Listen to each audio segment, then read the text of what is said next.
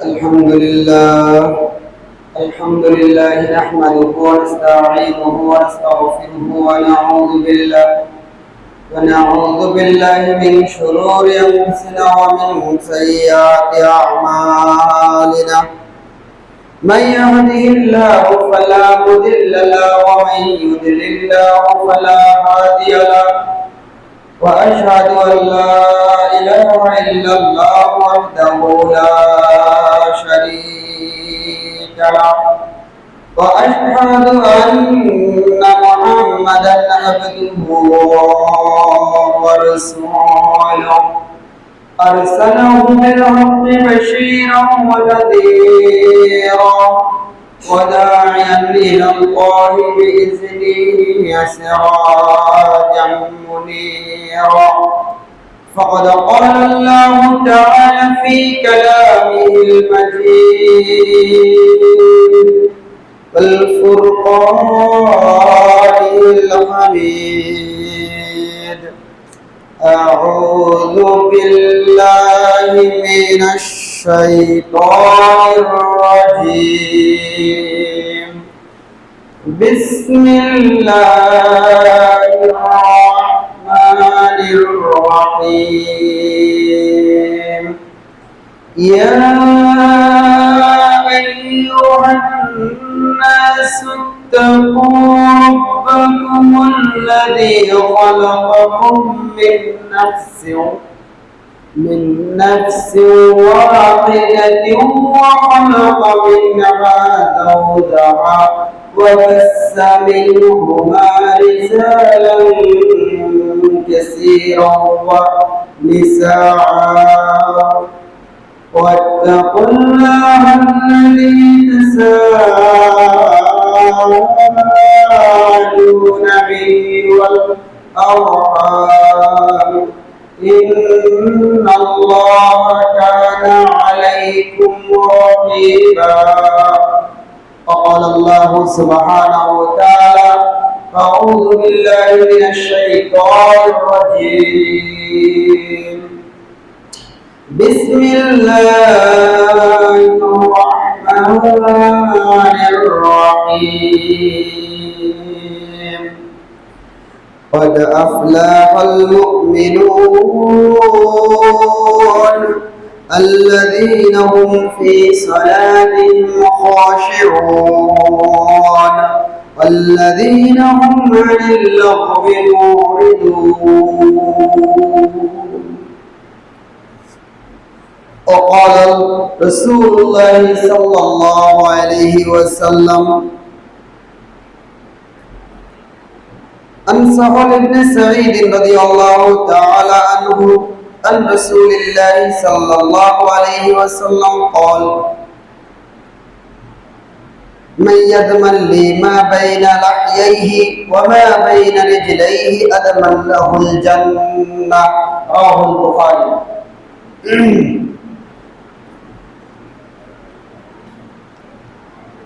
রস নাই রস ঝরা মধু ঝরা স্বাভাবিক, তবু কেন জীব হয় বিষময় শতাধিক।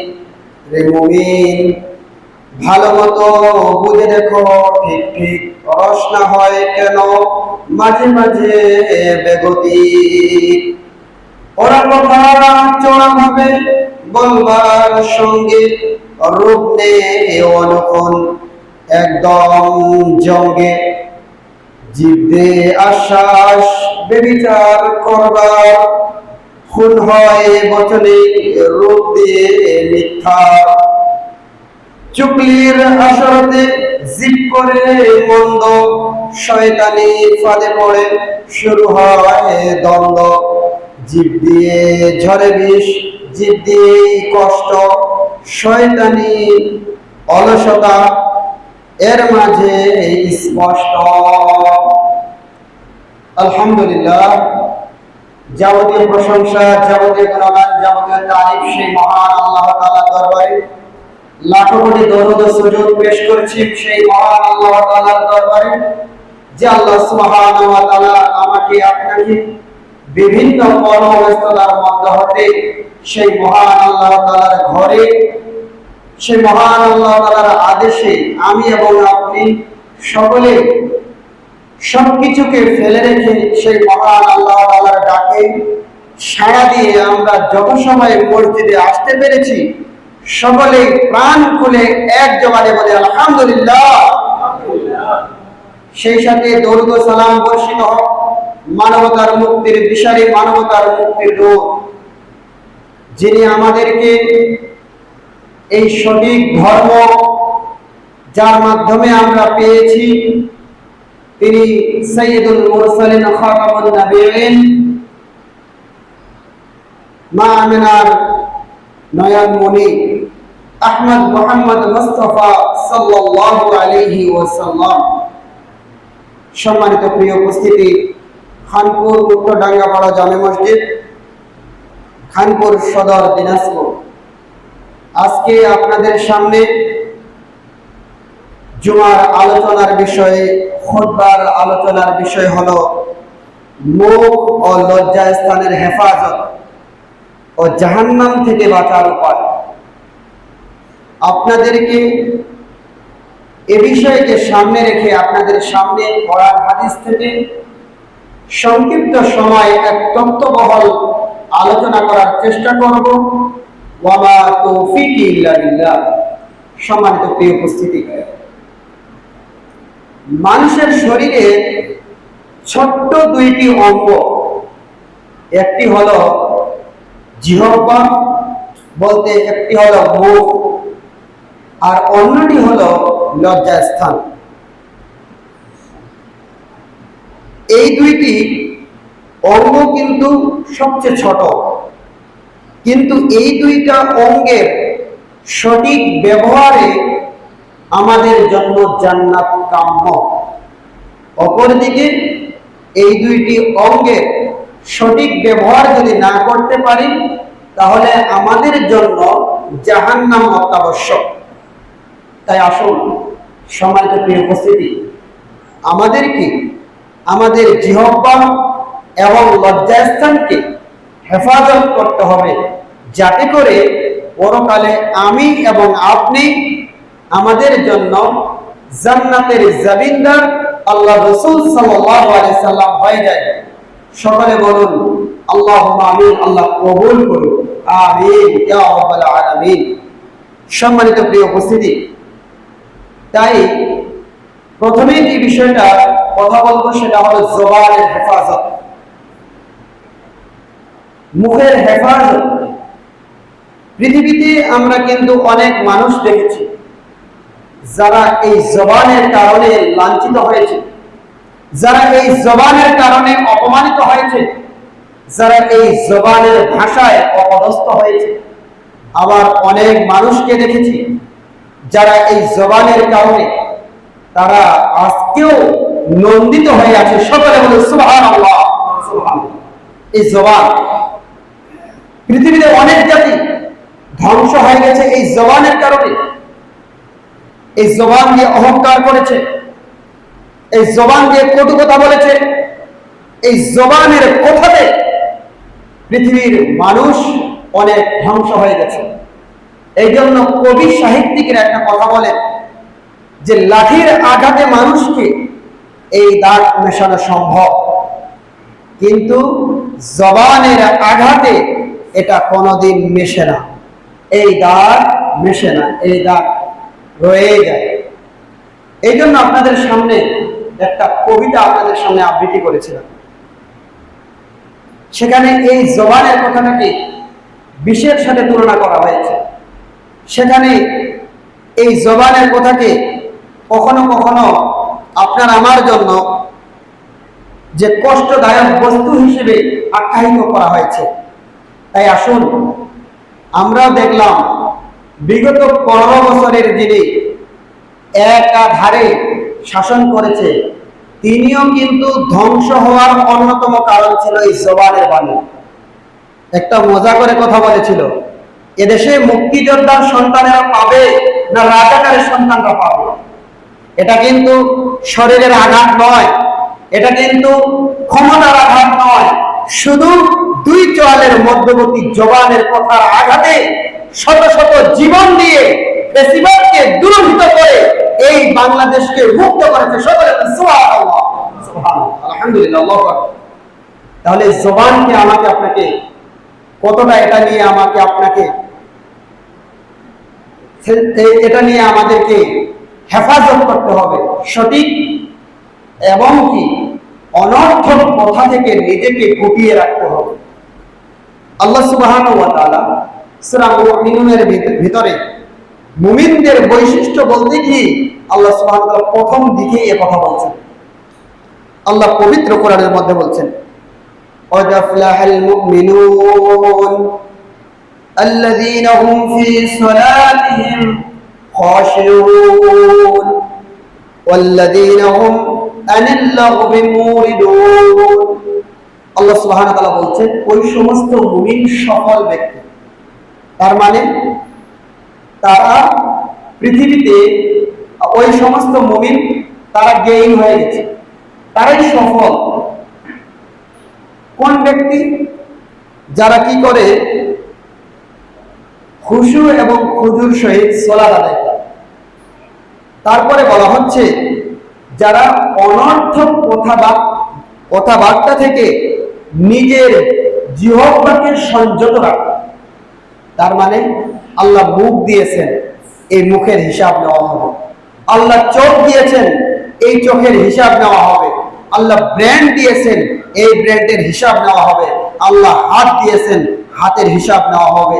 আল্লাহ অন্তর দিয়েছেন, অন্তরের হিসাব নেওয়া হবে। আল্লাহ পা দিয়েছেন, এই পায়ের হিসাব নেওয়া হবে। কারণ আমি কেন সৃষ্টি করেছি আর তুমি এই অঙ্গ প্রত্যঙ্গ কোন কাজে লাগিয়েছ।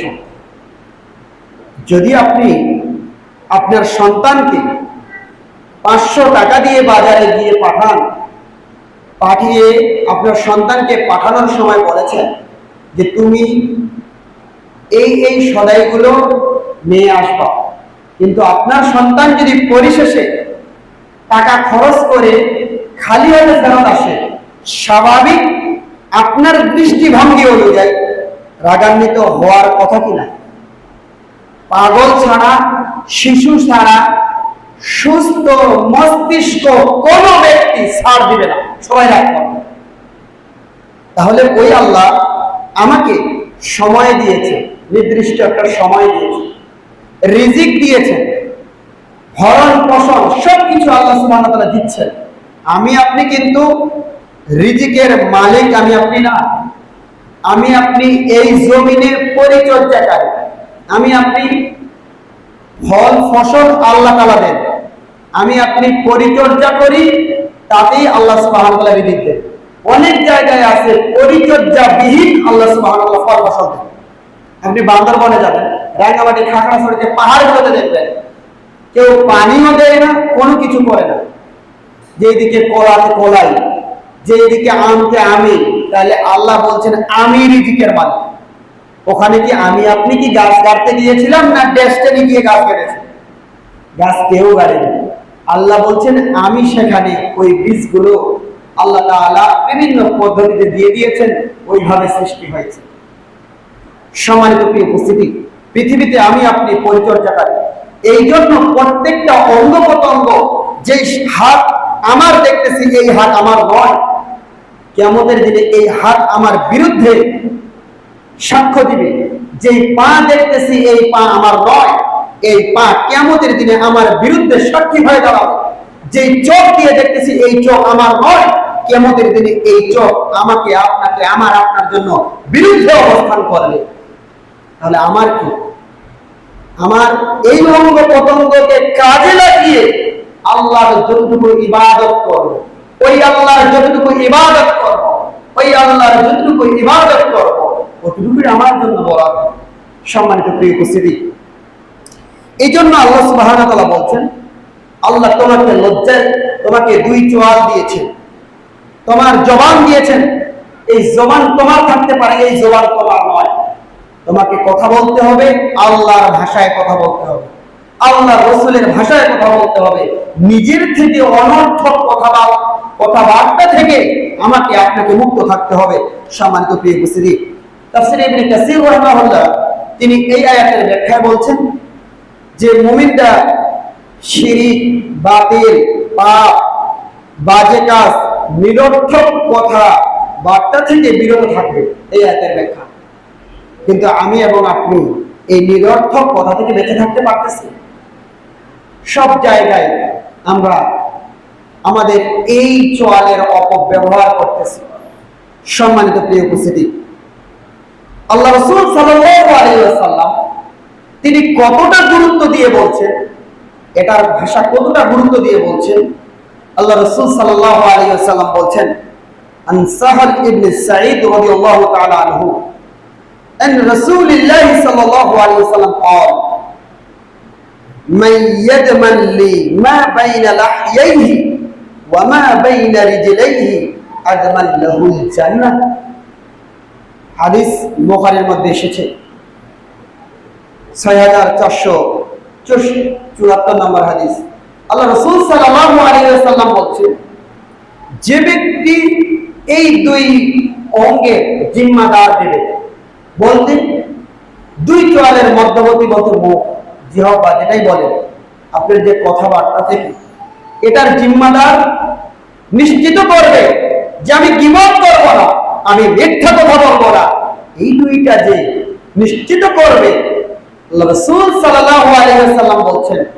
আর একটা বিষয় হলো যে দুই রানের মধ্যবর্তী এই লজ্জা স্থান সে অপব্যবহার করেনি, এই লজ্জা স্থান দিয়ে সে জিনা ব্যভিচারে জড়ায়নি। এইরকম কথা যে জিম্মাদার দিতে পারবে, আল্লাহ রাসূল সাল্লাল্লাহু আলাইহি ওয়াসাল্লাম বলছেন, আমি তার জন্য জান্নাতের জিম্মাদার হয়ে যাব। সবাই বলি সুবহানাল্লাহ, সুবহানাল্লাহ। কত বড় চমৎকার কথা! দুইটা জিনিস আমি আপনি যদি জিম্মাদার দিতে পারি, এই দুইটা জিনিস কিন্তু শরীরের অঙ্গ প্রত্যঙ্গ অন্যান্য জিম্মাদার দেওয়া যায়, কিন্তু এই দুইটা জিনিস কত সহজ না। 70 বছরের বৃদ্ধ যখন সে কোনো ওইরকম সুন্দরী মেয়ে পায়, সে 18 বছরের যুবক হয়ে যায়। আল্লাহ রাসূল এমনি এমনি বলেনি দুই রানের মধ্যবর্তী। আর মৃত্যুর গড়গড়া মুহূর্তেও যদি এই দুই চোয়াল ঠিক থাকে, তাহলে মিথ্যা গীবত পরনিন্দা করতে দ্বিধা করে না। এই জন্য আল্লাহ রাসূল সাল্লাল্লাহু আলাইহি ওয়াসাল্লাম বলছেন, এটার জিম্মাদার আমাকে দিতে হবে। আমি আল্লাহ রাসূল বলছি, আমি তোমাদের জন্য জান্নাতের জিম্মাদার আমি হয়ে যাব। এর থেকে আর কি হতে পারে? সম্মানিত প্রিয় উপস্থিতি, তাই আসুন আল্লাহ রাসূল সাল্লাল্লাহু আলাইহি ওয়াসাল্লাম একথা যখন বলেন, তারপরে আল্লাহ তাআলা পবিত্র কোরআনের মধ্যে কি বলছেন দেখুন। আল্লাহ সুবহানাহু ওয়া তাআলা এই যে জবানের কথাবার্তার কথা আল্লাহ সুবহানাহু ওয়া তাআলা কি বলছেন, পবিত্র কোরআনের মধ্যে বলছেন, মা ইয়ালফাযু মিন কওলিন ইল্লা লাদাইহি রাকিবুন আতীদ। আল্লাহ সুবহানাহু ওয়া তাআলা সূরা কফের 18 নম্বর আয়াতে আল্লাহ সুবহানাহু ওয়া তাআলা বলছেন যে মানুষ যে বাক্য উচ্চারণ করে তা কিন্তু লিপিবদ্ধ করা হয় আল্লাহ তাআলার নির্দিষ্ট প্রহরী দ্বারা। আপনি মনে করিয়েন না, যেমন এখন এর যুগে বিভিন্ন মিডিয়ার মাধ্যমে, সাংবাদিকদের মাধ্যমে, মোবাইলের মাধ্যমে, এই যে আমাদের মাঝে 10 জন যদি একটা সাক্ষ্য দেয় আর একটা ভিডিও ক্লিপস যদি করা হয় একদিকে, তাহলে ওই 1000 জনের সাক্ষ্যকে একটা ভিডিও ক্লিপ তার উপরে তুলে দেয় না? এটা আমাদের কাছে স্পষ্ট, এই 21 শতাব্দীতে এসে স্পষ্ট। আর আল্লাহ বলছেন, দেখো বান্দা, তোমরা যে কথাগুলো বলো, তোমরা যে কাজগুলো করো, এইগুলো আমার ফেরেশতা দ্বারা এইগুলো কি করা হয়েছে, এইগুলো ভিডিও ক্লিপস যেমন বলতেছে, এটা এখনের সময় এটা আরো উন্নত মানের দিয়ে আল্লাহ তাআলা লিপিবদ্ধ করে রাখেন। তাহলে আমাকে আপনাকে কথা বলার সময় কতটা সেনসিটিভ ভাবে, কতটা সুন্দর ভাবে, কতটা নেগেটিভ মাইন্ডকে দূরে রেখে আমাকে কথা বলতে হবে। কারণ সবকিছু আমার আপনার রেকর্ড হয়। হয়তো ভাই এমন কথা বললেন, পৃথিবীর মানুষের কিন্তু ক্যামেরা নেই, পৃথিবীর মানুষ নেই, কিন্তু ওই কথাটাও আল্লাহ তাআলার কাছে লিপিবদ্ধ। তাহলে এই জবানটাকে আমাকে আপনাকে হেফাজত করতে হবে, এর অপব্যবহার করা যাবে না। সম্মানিত প্রিয় উপস্থিতি, এই জন্য আল্লাহ সুবহানাহু ওয়া তাআলা এই যে বলছেন কিভাবে লিপিবদ্ধ করছেন, কিয়ামতের দিনে আল্লাহ সুবহানাহু ওয়া তাআলা বলছেন, কিছুক্ষণ আগেই বললাম প্রত্যেকটা অঙ্গ প্রত্যঙ্গ আপনার, মনে করেন আপনি, কিন্তু এইটা আপনার অঙ্গ প্রত্যঙ্গ নয়। এই অঙ্গ প্রত্যঙ্গ আপনার বিরুদ্ধে সাক্ষ্য দিবে। আল্লাহ বলছেন, ইয়াউমা ইয়াশহাদু আলাইহিম আলসিনাতুহুম ওয়া আইদিহিম ওয়া আরজুলুহুম বিমা কানু ইয়ালামুন। আল্লাহ সূরা নূরের 24 নম্বর আয়াতে বলছেন সেই দিন সাক্ষ্য দিবে, তোমাদের এই জিহ্বা সাক্ষ্য দিবে তুমি কোন কথা বলেছো। কিছু মানুষ নিজেকে কিন্তু চালাক মনে করে, কিছু মানুষ মনে করে যে চাপার জোরে বেঁচে যাব, যদি আমার উকিল যত মজবুত হবে আমার কেজের রায় ততটা হালকা হবে। এইরকম দুনিয়ার জজ আল্লাহ তাআলা নন। আল্লাহ বলবেন না যে উকিল তোমার লাগবে, উকিল তোমার কে? আল্লাহ কোরআন তুলে ধরেছেন, সেই দিন তোমাদের জন্য সাক্ষ্য দিবে। আল্লাহ বলছেন আলসিনাতুহুম, তোমাদের জিহ্বা তোমাদের সাক্ষ্য দিবে। ওই দিন কিছু লোক বলবে, আল্লাহ আমি তো এই কথা বলিনি, আল্লাহ আমি তাকে তো গালি দেই নাই, মিথ্যা কথা বলেনি। আল্লাহ বলবে, বান্দা তুমি চুপ থাকো, তোমার জিহ্বা এখন বলে দিবে তুমি কোন জায়গায়, কিভাবে, কি অবস্থায় তুমি কোন কথা বলেছ। এই কথার উত্তর তোমার জিহ্বা দিয়ে দিবে। তারপরে আল্লাহ সুবহানাহু ওয়া তাআলা বলছেন, কিছু লোক অস্বীকার করবে যে আল্লাহ আমি তো এই দিয়ে এই কাজগুলো আমার হাত দ্বারা হয়নি সংগঠিত। এবার বলবে, বান্দা তুমি চুপ থাকো। হাত বলে দেবে, আমি তোমার হাত, তুমি আমাকে গিয়ে অমুকের বাসায় গিয়ে অমুক জায়গা থেকে তুমি টাকা বের করে নিয়ে এসেছো। হাত সাক্ষ্য দিয়ে দেবে। এই হাত আপনি আপনার মনে করেন, এই হাত আপনার নয়, এই হাত আল্লাহ। এই নস আপনি মনে করেন আপনার, এই জীবন আপনার নয়, এই জীবন আল্লাহ। কারণ আপনার যদি জীবন থাকতো, আপনার এই জীবনকে রাখা এবং না রাখার অথরিটি থাকতো, আপনার পাওয়ার থাকতো। কিন্তু আল্লাহ রাসূল আল্লাহ তাআলা কেন বললেন আত্মহত্যা করা, এটা কেন মুহাব্বত করলেন? কারণ এই নফসের মালিক আপনি নন, এই আমার শরীরের নফস এর মালিক আল্লাহ। এই জন্য আমি নিজে আত্মহত্যা করার কারণে আমার উপর জুলুম করেছি, আর এই জুলুমের শাস্তি কি? কিয়ামত পর্যন্ত তাকে কোথাও আল্লাহ সুবহানাহু ওয়া তাআলা ঠাঁই দেবেন না। আউযু বিল্লাহ, আল্লাহ তাআলার কাছে আশ্রয় চাই। সম্মানিত প্রিয় উপস্থিতি, তাহলে কোনো কিছু আপনার নয়, সবকিছু আল্লাহ তাআলা, সবকিছু অঙ্গ প্রত্যঙ্গ আল্লাহ তাআলা। এই জন্য আল্লাহর অঙ্গ প্রত্যঙ্গের সঠিক ব্যবহার আমাকে আপনাকে শিখতে হবে। যদি আমি এবং আপনি সঠিক ব্যবহার না করি, তাহলে এই অঙ্গ প্রত্যঙ্গ আমার আপনার জন্য সেই দিন কষ্টের কারণ হয়ে দাঁড়াবে। তারপরে বলছেন, তোমরা তোমাদের পা দিয়ে ক্ষমতার দাপট দেখাও, যে পা দিয়ে তোমরা অপরকে লাথি মারো, যে পা দিয়ে অপরের গলায় পাড়া দাও, এই পা তোমার নয়। এই পা সেই দিন তোমাকে সাক্ষ্য দিবে, এই পা আল্লাহ। সেদিন বলবে, আল্লাহ আমি তো তাকে তো লাথি মারিনি, আল্লাহ আমি তো তার গলায় পা চাপিয়ে দেই, তার বুকে পা তুলে দেই, আমি তো এই পা দিয়ে পাপ কাজ করিনি। আল্লাহ বলবে, বান্দা থাক, দাঁড়াও। পা তখন বলে দিবে তুমি এই পা দিয়ে কোন কাজ করেছিলে। পা সেই দিন সাক্ষ্য দিয়ে দিবে। সম্মানিত প্রিয় উপস্থিতি,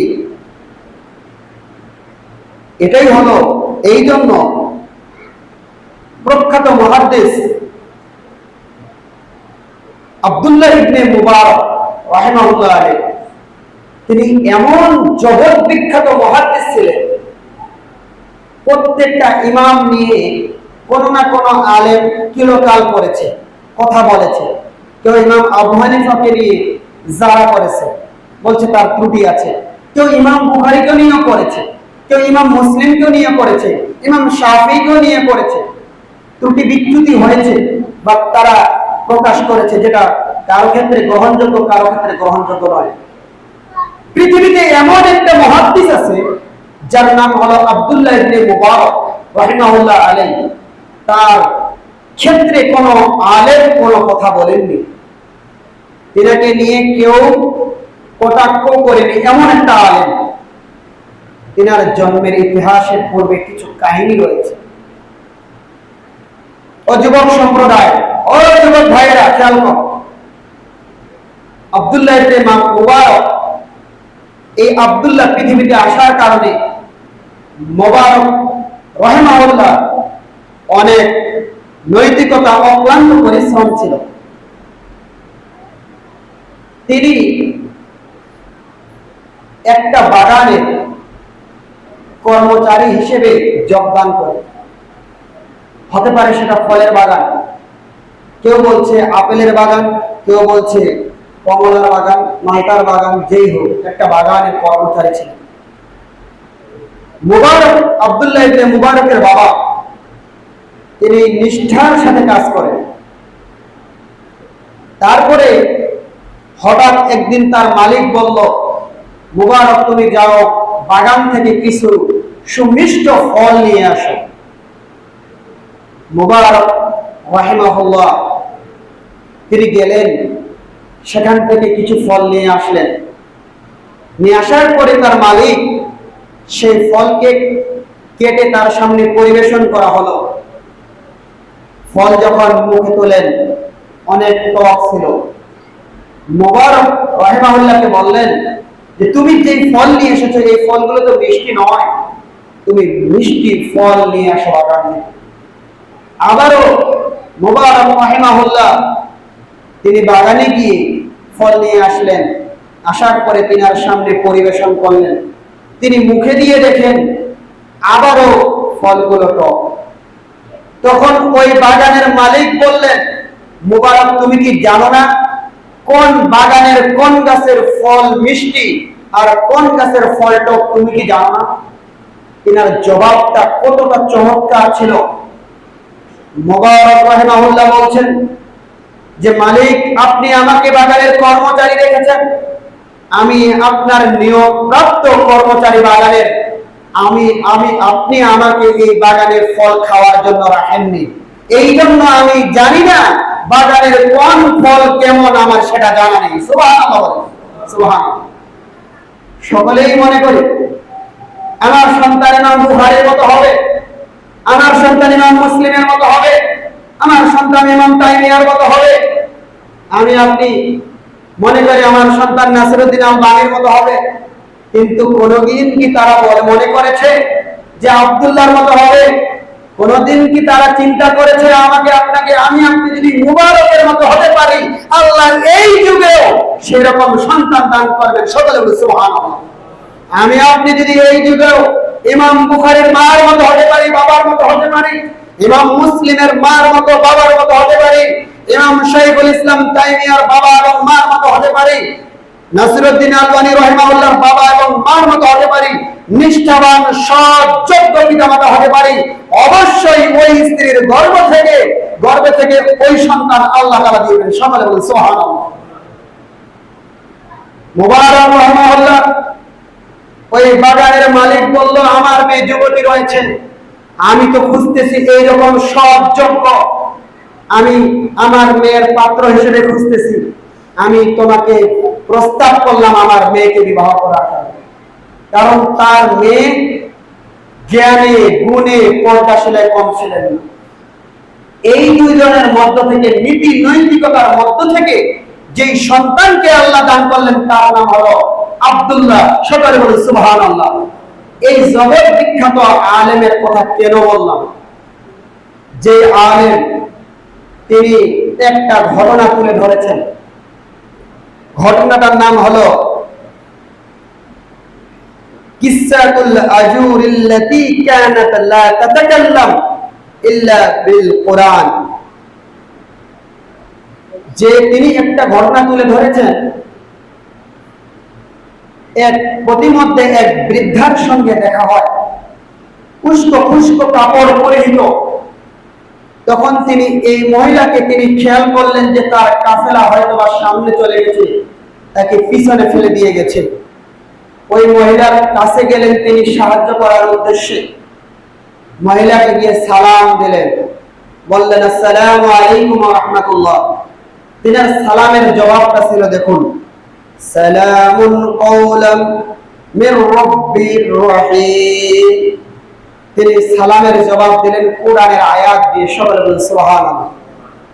তারপরে তিনাকে বলা হলো যে ফি হাযাল মাকান বা ফি হাযিহিল মাকান, আপনার স্থান কোথায়, আপনি কোথায় যাবেন বা কোথায় থেকে এসেছেন, এই অবস্থায় আপনি কেন? তখন তিনি জবাব দিচ্ছেন, মাইয়ুদলিল্লাহু ফামা লাহু মিন হাদ। তিনি জবাবে বলছেন, কোরআনের আয়াত দিয়ে জবাব দিচ্ছেন যে আর আল্লাহ তাআলা যাকে পথহারা করেন তাকে হেদায়েত দেওয়ার কেউ নেই। তিনি তিনার ভাষাতে কথা বলছেন আর তিনি কোরআনের আয়াত দিয়ে জবাব দিচ্ছেন। তারপরে বলছেন ইলা আইনা তুরিদিন, মানে আপনি কোত্থেকে এসেছেন বা কোথায় আপনি যাবেন এরাদা করেছেন। তিনি আর কোরআনের আয়াত দিয়ে জবাব দিচ্ছেন, সুবহানাল্লাযী আসরা বিআবদিহি লাইলাম মিনাল মাসজিদিল হারাম ইলাল মাসজিদিল আকসা। সুবহানাল্লাহ, আলহামদুলিল্লাহ, আল্লাহু আকবার। মানে প্রত্যেকটা কথায় তিনাকে বলছেন আপনি খাওয়া দাওয়া করেছেন, তখন তিনি জবাব দিচ্ছেন কুলু ওয়াশরাবু, কোরআনের আয়াত দিয়ে জবাব দিচ্ছেন। তিনি তাকে সেখান থেকে সাহায্য করে সেই কাফলার মধ্যে প্রস্তুত করে দিলেন। তিনি বুঝতে পারলেন এই মহিলা হজ করেছে, এখন বাইতুল মাকদিসে সফর করতেছে। আব্দুল্লাহ ইবনে মুবারক রাহিমাহুল্লাহ লিখতেছেন, তিনি বলছেন যে ওই মহিলাকে আমি তার গন্তব্যস্থলে যখন পৌঁছে দিই, তিনার সন্তানদের সঙ্গে কথা হলো। তিনার সন্তান বলছেন আমার মা 40 বছর যাবত কোরআনের আয়াত দিয়ে কথা বলেন, একটা কথা নিজের থেকে বলেন না, যাতে করে যে অনর্থক কথাবার্তা তার মুখ থেকে বের হবে। এই জন্য তিনি কোরআনের আয়াত দিয়ে কথা বলেন, যে কথা বললে কোনো অনর্থক কথা হবে না। সকালে বলেন সুবহানাল্লাহ। তাহলে তিনার মানে কতটা তিনি আল্লাহ রাসূলের হাদিসকে ফলো করেন, কতটা তিনি আল্লাহ তাআলার কোরআন আল্লাহ তাআলার বিধানকে ফলো করেন। যে আমি যদি আমার থেকে কোনো কথা বলতে যাই তাহলে সেটা গীবত হবে, মিথ্যা হবে, অপবাদ হবে। এই জন্য তিনি নিজের থেকে কোনো কথা বলেন না, কোরআনের আয়াত দিয়ে কথা বলেন, যাতে করে আমার এই জোয়ারকে হেফাজত করতে পারে। সুবহানাল্লাহ, আলহামদুলিল্লাহ, আল্লাহু আকবার। তাহলে তারা কিভাবে জবানকে তাদের হেফাজত করত? সম্মানিত প্রিয় উপস্থিতি, এই জন্য আবু বকর রাদিয়াল্লাহু তাআলা আনহু তিনি বলছেন, হাযাল্লাযী আওরাদিল মাওয়ারিদ, তিনি বলছেন যে এই জিহ্বা আমাকে বিপদের স্থানে পৌঁছে দেয়। মানে এই কথায়, এই জিহ্বার কথায় এমন কথা বলবেন যেটা আপনার আমার জন্য জাহান্নামে যাওয়ার কারণ হয়ে যাবে। তিনি এই জন্য প্রবাদ করতেছেন হাযাল্লাযী আওরাদিল মাওয়ারিদ, যে আমার এই জিহ্বাটা আমাকে কি করে কোথায় পৌঁছে দেয়? বিপদের দিকে পৌঁছে দেয়। শুধু তিনি নয়, ওমর ফারুক রাদিয়াল্লাহু তাআলা আনহু বলছেন, কম কথা বলবা, বেশি কথা বলবা না। বেশি কথা বললে বেশি ভুল হবে, বেশি ভুল হলে বেশি পাপ হবে, আর বেশি পাপ হলে জাহান্নামে যাওয়ার পাথেও হবে। কতটা চমৎকার কথা বলছেন ওমর ফারুক রাদিয়াল্লাহু তাআলা আনহু। শুধু তিনি নয়, হাসান বসরি রাহিমাহুল্লাহ আলাইহি তিনি চমৎকার কথা বলছেন, মা আকালা জিনাতাহু মান ইয়াহফাজ লিসানাহু। তিনি বলছেন যে ব্যক্তি জিহ্বাকে হেফাজত করে না সে যথাযথ দিন বুঝতে পারে। তাহলে আমি এবং আপনি চায়ের স্টলে, বিভিন্ন বাজারে, পাড়ার মহল্লায়, বিভিন্ন জায়গায় অনর্থক কথাবার্তা চলতেই আছে, কোনো হেফাজত নেই। মুখে যা আসতেছে তাই বলতেছি, মিথ্যা, গীবত, পরনিন্দা করে সারাদিন করতেছি। তার মানে আমি এবং আপনি দিন বুঝিনি। সেটা হাসান বসরি রাহিমাহুল্লাহ আলাইহি বলছেন। সম্মানিত প্রিয় উপস্থিতি, এই জন্য দেখুন এই মুখ এবং জিহ্বা কতটা গুরুত্বপূর্ণ।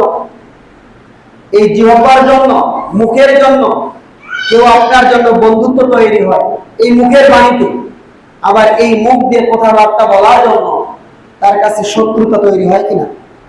আল্লাহ রাসূল সাল্লাল্লাহু আলাইহি সাল্লামের জীবনের দিকে তাকান।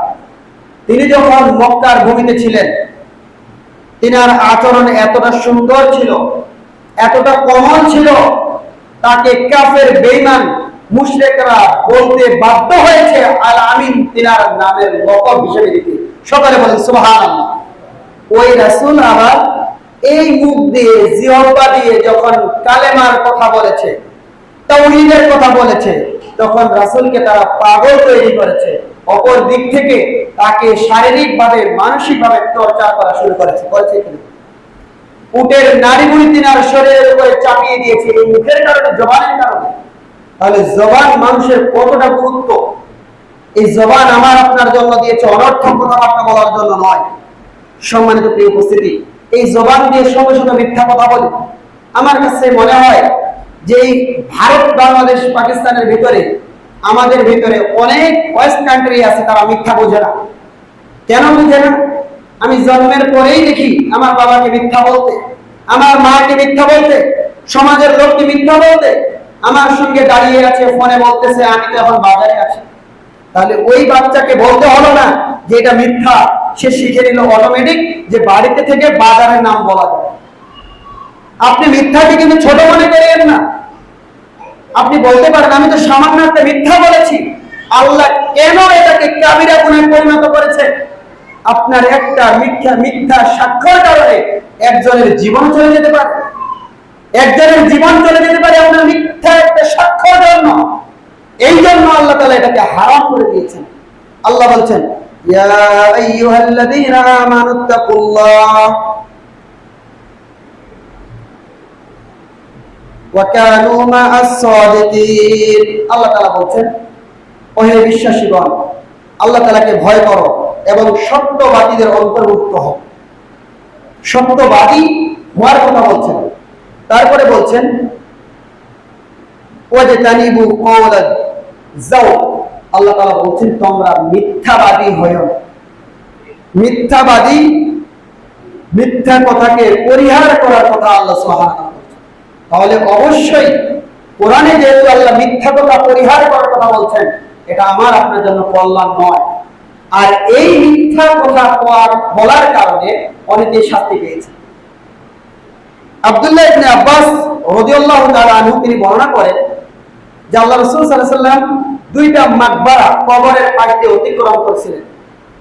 জিবরিল আমিন তিনাকে খবর দিলেন যে এই দুইটা কবরের শাস্তি হচ্ছে। বেশি শাস্তি নয়, সামান্য পাপের কারণে। একজন পরনিন্দা করত, চগলখড়ি করত, মিথ্যা কথা বলত, আর একজন পেশাব থেকে সতর্ক থাকত। তখন আল্লাহ রাসূল সাল্লাল্লাহু আলাইহি ওয়াসাল্লাম বলছেন যাও খেজুরের ডালা ভেঙে নিয়ে আসো, ওই কবরের উপরে পুঁতে দিলেন।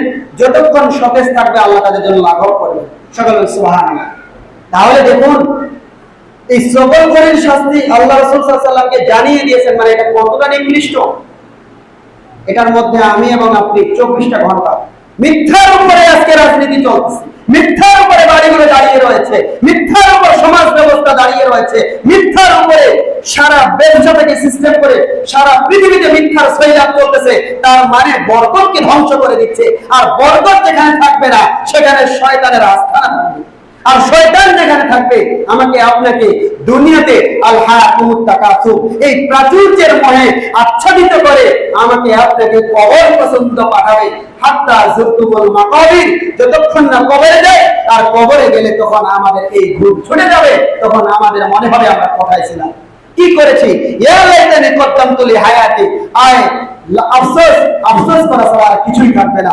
সম্মানিত প্রিয় উপস্থিতি, যে কথা বলছিলাম, তাহলে আসুন অপরদিকে আল্লাহ রাসূল সাল্লাল্লাহু আলাইহি ওয়াসাল্লাম বলছেন যে এই লজ্জাস্থানের হেফাজতের কথা আল্লাহ রাসূল সাল্লাল্লাহু আলাইহি ওয়াসাল্লাম বলছেন। আজকে যুবক সমাজ ধ্বংস হয়ে যাচ্ছে। যুবকদের বলে কি বলবো, 70 বছরের 60 বছরের বৃদ্ধারাও এই পাপ কাজের ভিতর জড়িত। তারাও এই লজ্জা স্থানের পাপ কাজের সাথে জড়িত। আজকে জেনা বেবিচারকে উন্মুক্ত করে দেওয়া হয়েছে, যেখানে আল্লাহ রাসূল বলছে 2 রানের মধ্যবর্তী জায়গাকে হেফাজত করতে পারবে, তার জন্য আমি জান্নাতের জামিনদার হয়ে গেলাম। সকলে বলুন সুবহানাল্লাহ। তারপরেও শয়তান এই জায়গায় সফল, আমি আপনি ব্যর্থ। আজকে যদি বৃদ্ধ মানুষরাও জেনারে বিচার করে, আজকে যুবকরাও জেনারে বিচার করে, এই জেনার মাধ্যমে রহমতের ফেরেশতাগুলোকে দূরীভূত করে দিচ্ছে। এই জন্য আল্লাহ রাসূল সাল্লাল্লাহু আলাইহি ওয়াসাল্লাম বলছেন, আল্লাহ সুবহানাহু ওয়া তাআলা পবিত্র কোরআনের মধ্যে বলছেন, কুল্লিল মুমিনিনা ইয়াগুদ্দুনা মিন আবসারিহিম ওয়া ইয়াহফাযু ফুরুজাহুম। আল্লাহ সুবহানাহু ওয়া তাআলা বলছেন যে তোমরা তোমাদের কি করো, দৃষ্টিকে অবনত করো, মুমিনদেরকে বলছেন। তারপরে বলছেন তোমরা তোমাদের লজ্জাস্থানের হেফাজত করো। লজ্জাস্থানের হেফাজতের কথা কেন বললেন? লজ্জা স্থান আমাকে এবং আপনাকে হেফাজত করতে হবে, কারণ আল্লাহ সুবহানাহু ওয়া তাআলা পবিত্র কোরআনে আরো বলছেন, ওয়াল্লাযীনা হুম লিফুরুজিহিম ইউহাফিজুন ওয়াল্লাযীনা হুম লিফুরুজিহিম হাফিজুন। আল্লাহ সুবহানাহু ওয়া তাআলা বলছেন তোমরা তোমাদের লজ্জা স্থানকে হেফাজত করো।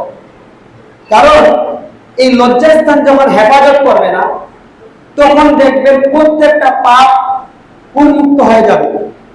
আল্লাহ রাসূল সাল্লাল্লাহু আলাইহি ওয়াসাল্লাম কেন জানিয়ে দিলেন, বা আল্লাহ তাআলা জানিয়ে দিলেন যারা অবিবাহিত জেনাকারী এবং কারিনীকে তাদেরকে 100 লাঠি পিটাও, এবং বিবাহিতকে তোমরা পাথর দিয়ে রজম করো। এ কথা কেন বললেন? কারণ অবিবাহিত পুরুষ নারী জেনা করা যতটা কঠিন, বিবাহিত সুযোগই খুঁজে তারা জেনা করার জন্য। আল্লাহ রাসূল বলছেন এমন একটা জামানা আসবে, গাধা যেমন গাধীর সঙ্গে মিলিত হয়ে লজ্জা শরম বোঝে না, বাজার ঘাটে মানুষ খোলা মাঠে জেনা করবে, তারা লজ্জা শরম বুঝবে না। এটা কেন বললেন? কারণ আমি মনে করি উলাইকা কালাম বাল হুমাদল, মানুষ তো পশু পাখির থেকেও নিকৃষ্ট। তাদের নির্দিষ্ট পিরিয়ড, নির্দিষ্ট টাইম রয়েছে, তার আগে তারা কেউ কারোর সঙ্গে মিলিত হয় না। আর মানুষ এমন একটা জাতি, এখানে যুবক বৃদ্ধ বলতে কিছুই নেই, সুযোগ পেলেই জেনার মধ্যে শামিল। তাহলে আল্লাহ কেন বললেন যে তোমরা তোমাদের লজ্জাস্থানকে হেফাজত করো? এটা এই হেফাজত না করলে জাহান্নামে যাওয়ার একটা কারণ। আজকে আপনি তাকিয়ে দেখুন, বিভিন্ন জায়গাতে ছেলে মেয়েদের অবস্থা তাকিয়ে দেখুন, বিভিন্ন স্কুল কলেজ ভার্সিটিতে সব জায়গায় আজকে 100-150 জেনার সেঞ্চুরি করে 100টা মেয়েকে, হয়তো আপনার মেয়ে ছিল সেখানে, হয়তো আর কারো মেয়ে ছিল, আপনার আমার মতো আরেক ভাইয়ের মেয়ে ছিল, এইরকম মেয়েকে 150 মেয়েকে ধর্ষণ করার ফলে মিষ্টি বিতরণ করে জাহাঙ্গীরনগরে সব।